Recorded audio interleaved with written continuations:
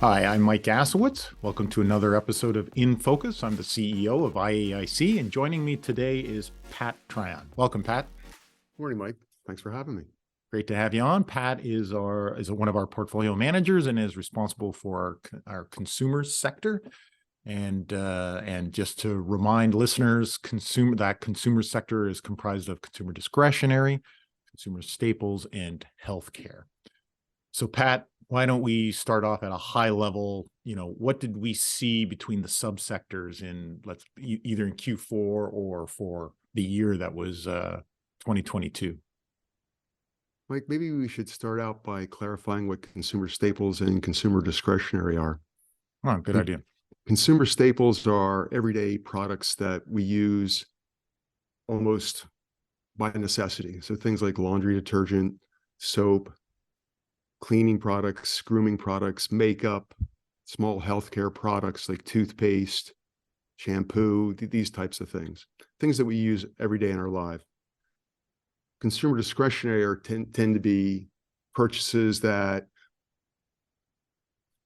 not that we need necessarily, but things that we like to have. So we would like to have Nike clothing versus Vans clothing, or this type of shoe versus that type of shoe, or we have choices that we can make about whether we actually need these products or not.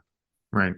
So in consumer discretionary, very tough year, inflation going up, people's purchases are somewhat limited because the cost of food, the cost of energy has increased significantly. Cost of money as well, right? Interest rates, mortgages going up. Yep. Exactly. So people's discretionary income actually falls. And so the amount of money they have available for these purchases falls as well. And consequently, these products or these companies suffer, and they suffer grievously. The consumer discretionary sector, for example, was down 33% this past year. Okay. It was the second worst performing sector in the entire S&P 500. All right. Consumer staples also impacted by inflation.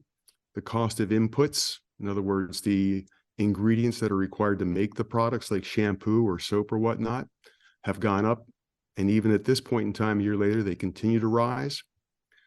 This constrains or impacts their margins, in other words, their profitability.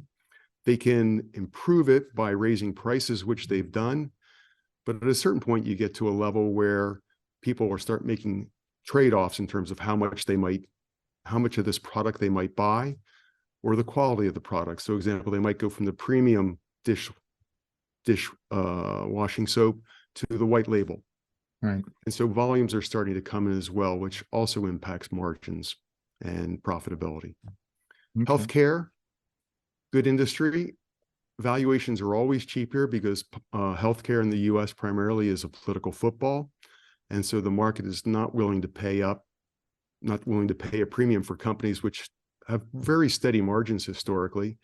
And because of the demographics in the US, there's a growing demand for healthcare products. In other words, we have an aging population in the US that requires these services. Okay. So I hope that gives you a quick overview. That's a great overview. So then, well, and you kind of covered it off already. So in 2022, given higher interest rates, which subsectors outshone the others in consumers? On a relative basis, yeah, consumer staples was the best performing group out there. Mm-hmm. That's because people continue to buy the products that they need. Right. I think they were up roughly about 2% for the year. Healthcare was also in that middle ground for the same reasons. People need these products. They're going to continue to buy them. They're going to continue to use them pretty much regardless of their financial circumstances. And of course, consumer discretionary, I mentioned, was absolutely brutal last year. Okay.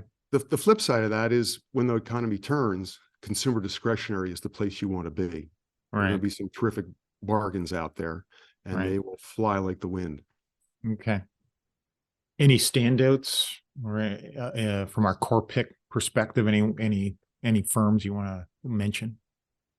Well, last year, probably the two best performers, one Canadian, one US. The Canadian company would be Loblaws Food Company. They were up 18% for the year. Mm-hmm. A lot of that is driven by primarily three factors. the growth in Loblaws is driven by, if you might recall, maybe about 10 years ago now, Loblaws bought Shoppers Drug Mart for roughly $12 billion. Right. The Weston family gave up control of the, in terms of the number of shares of Loblaws that they own. But over the past 10 years, they bought shares back. The family now has greater than 50% control. So a combination of Shoppers Drug Mart continuing to grow, the share count shrinking, and they've done a great job with their loyalty cards. Right. If they have, what do you call it? The seniors discount days. So if you go in and buy a makeup product, you get points, and then you can use those points on seniors days to get your milk cheaper. Right. That's really helped them a lot. Okay. The other company I would mention is Amgen, which is the world's largest biopharmaceutical company. Yeah. Okay. They make the drugs they're basically making the drugs of the future. They're manipulating molecules to make drugs. Some of the names you might recognize of Tesla, Repatha, Enbrel. Why did they do well? Revenue was up 11%. Share count was down nearly 16%. And again, through a buyback, Through buybacks. That's correct. Okay. Okay, that's good to hear. So looking towards 2023, we talked about, some economists are talking about the R word, or recession. What's your perspective on 2023, given what you're seeing from a consumer sector perspective? The $64 question there is, what is the recession? Right. Are we going to have one? How strong or how tough is it going to be? Certainly here, as we sit here today, the market seems to be discounting no recession or a very mild recession. Right. I'm not entirely convinced of it personally at a personal level, and organizationally, it remains an open question. Right.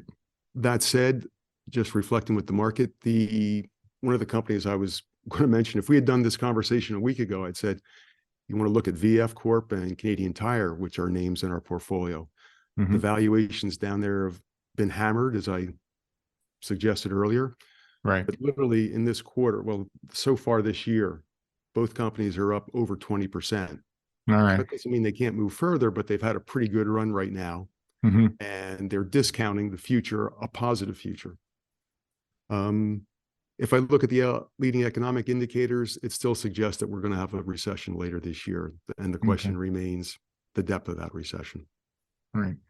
Healthcare will continue to be good. We like that area as well. It's very steady. The margins are consistent. There's not a lot of variability in the margins. It's kind of boring, but it gets the job done. It helps mute the volatility in the portfolio, and they do a great job of growing their dividends. Right. One final comment there too, Justin. I mean, they're not really susceptible to interest rate costs. Oh, okay. They don't have a lot of debt that they're carrying, or they don't have problems servicing the debt, but it doesn't seem to impact the profitability of the organization. If we look back over previous cycles, as interest rates rise and falls, their profitability is unrelated to interest rates. Okay. Or Okay. uncorrelated. Pat, thank you for this. Appreciate you joining us today. Good. Thanks very much. Glad to help out. Folks, as always, if you have any questions, don't hesitate to reach out, chat with your accounting firm advisor, or as always, chat with your IAIC portfolio manager. Take care.